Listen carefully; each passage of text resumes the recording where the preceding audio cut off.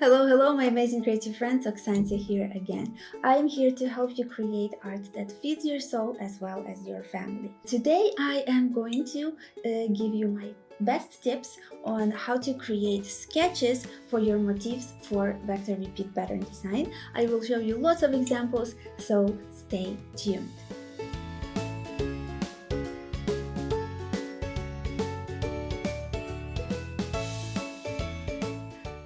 I have been creating a lot of vector repeat pattern designs over the last 12 to 15 years, and before that I created illustrations also in vector for children's books, published ones, and also just for general purpose illustrations for all kinds of purposes.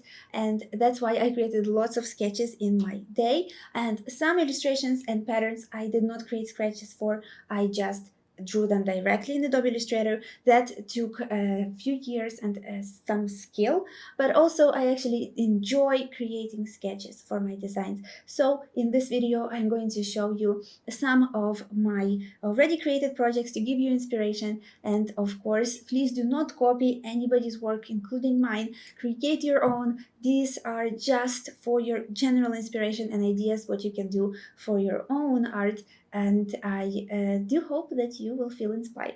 So here are some examples of the sketches that I collect. I like to have them on loose papers like this.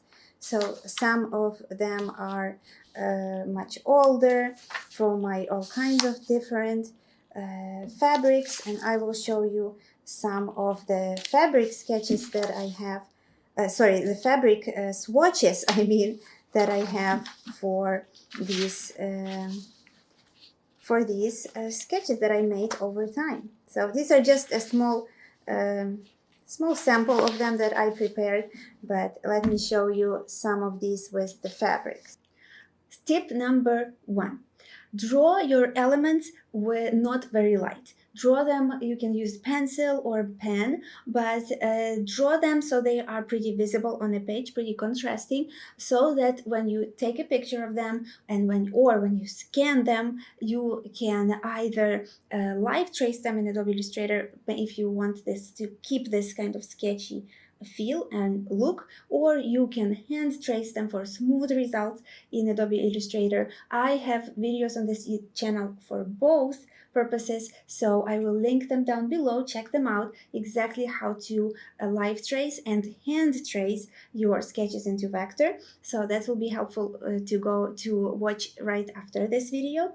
However, I do recommend that you do not draw your elements too light, so that you can use them as sketches for your vector elements. Tip number 2.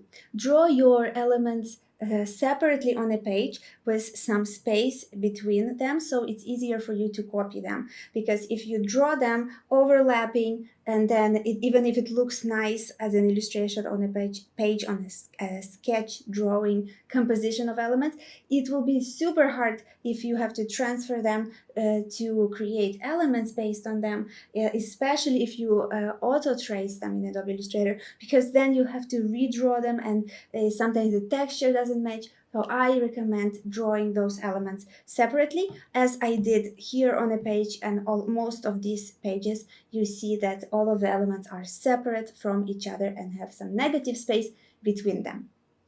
Here, for example, is my hummingbird fabric with some floral silhouettes in the back, and here is the sketch that I created for it.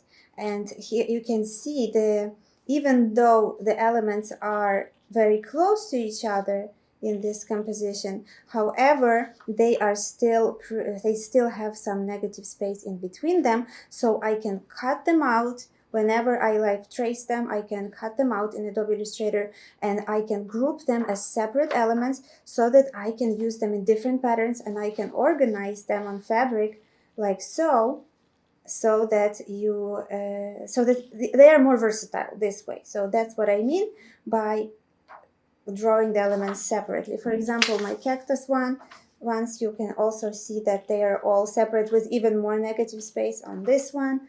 The same with the leaves. Also, I always drew them with some negative space, even though I do like to create a little bit of a composition when I draw. Tip number 3. Draw all of the different elements for different collections on separate pieces of paper. There can be a few different pages, but it's good to organize them together in Photoshop, or you can just put them together somehow on a page, or maybe take a big picture of all of them on one page, because all of those elements, if they work with one particular collection, it's very good to keep them all of those sketches so that you can relate them to the collection. You might need to use them for something else later down the line. You might need to show them to your future licensing clients. They can be very useful in the future, so definitely keep them. And here is another one with the sketch, with the very simple leaves with no texture, very simple sketch. And then I used these elements on a fabric right here. I used these elements on a fabric, and then I added this little floral texture from a pattern that I already created before this. I added it like so. So to add a little bit more interest to these little floral silhouettes. Tip number 4. Name your sketch files, the JPEG files or PNG files that you scan or take pictures of, with some descriptive names. For example, do not name them sketch 1, sketch 2. Name them hummingbirds or cactus flowers or succulents, or maybe little kittens or bows or whatever you're drawing. Put all of those names as keywords. You don't have to maybe put all of them if there are lots of different elements, but try to be descriptive in your names so that you can find those sketches later. If you want to reuse them for a different pattern, for different collection or illustration, you will be able to find them. And a bonus tip is to end always with something the same, so that you can search your computer for all of these files, even if they're in different folders. Let's say you have a pattern collection about kittens with playing with little butterflies. So you have sketch kittens and butterflies, then put a word, let's say sketch in there, .jpg, and then you have a different folder with different collection, and over there you have puppies playing with balls. All of a sudden you have puppies and balls sketch, not .sketch, just puppies and balls sketch .jpg in a different folder. But when you search for sketch.jpg on your computer, in the Finder on a Mac or in Windows, the equivalent of that, you will be able to find all of those sketches in one place if you ever need to organize them. And that goes well into tip number 5. I put all my sketches not into one big sketch folder, but into folders that correspond to a particular pattern that they will be used for. Just as I told you in the previous tip, if I make a pattern with kittens playing with little bows, I will put that sketch into that folder. And later I search them by their names if I need them all of the sketches in one place. Tip number 6. If you are going to sell your repeat pattern designs or vector illustrations or even JPEG ones, doesn't matter, raster ones, if you want to sell them on microstock websites, you will be requested often to submit a reference image. So is it a photo that you drew those little kittens from, or is it a sketch that you made? They often, not always, but often want to see the reference images of your sketches and that you made those sketches. So I recommend that you organize those sketches. You always take pictures of those sketches, you sign those sketches, date those sketches, and you will be able to create a collection and to prove that you created those designs from your own sketches. Also, same goes for your photos, the reference photos. If you took a photo of a kitten and then drew a pretty realistic kitten, you might have to submit that photo of that flower or kitten or object if you sell on microstock. Not every time though. I have lots of patterns in a style that they never requested that, but I also have some different styles, especially more textured styles, more painterly styles. They always want a reference sketch or reference painting of your elements. provided. And tip number 7, it's awesome to show your sketch together with your vector pattern and maybe with a finished fabric or a cup or something like that, so that you can show a story of your project, a case study of what you've been working on. Maybe you will later get a sample of your client's product. You can take the picture of the sketch, the finished pattern on the computer, or on paper, printed on paper, and then your fabric, let's say. And together they will tell a story. And here, for example, is my simple sketch of some yoga poses I did a while ago. And this is how they turned out on Spoonflower fabric, right from my Spoonflower shop. This is them, or these little poses. I added some more poses and some stars in there, colored them on fabric like this. And I actually also went over to my Zazzle shop and ordered myself some yoga cups like this that you've seen in my video, all based on this drawing that I did. So that's kind of cool to see how one sketch can come to life on a few different kinds of products.